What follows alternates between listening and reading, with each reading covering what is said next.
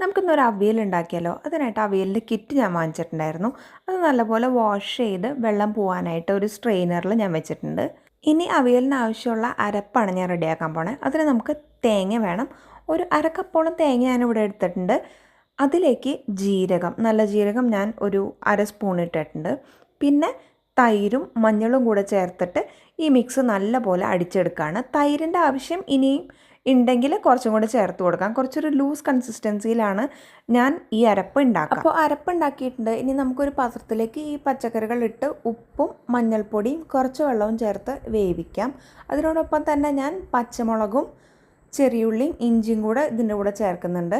നിങ്ങളുടെ എരിവിന് ആവശ്യമായിട്ടുള്ള പച്ചമുളക് ചേർക്കുക, മൂടി വെച്ച് വേവിക്കുക. ഇടയ്ക്ക് ഒന്ന് ഇളക്കി കൊടുക്കാൻ മറക്കല്ലേ. ഒരു ഹാഫ് കുക്ക് ആകുമ്പോഴേക്കും നമുക്ക് നേരത്തെ എടുത്ത് വെച്ച അരപ്പ് ഇതിലേക്ക് ചേർത്ത് കൊടുക്കാം. എന്നിട്ട് നല്ലപോലെ മിക്സ് ചെയ്ത് കൊടുക്കാം. ഉപ്പ് വേണമെങ്കിൽ ഈ സമയത്ത് നമുക്ക് എക്സ്ട്രാ ചേർക്കാവുന്നതാണ്.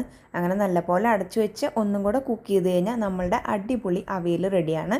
ഞാനിവിടെ ഇത് ചോറിൻ്റെ കൂടെയാണ് ഇന്ന് കഴിക്കണേ. നെക്സ്റ്റ് വീഡിയോ ആയിട്ട് നമുക്ക് പിന്നെയും കാണാം.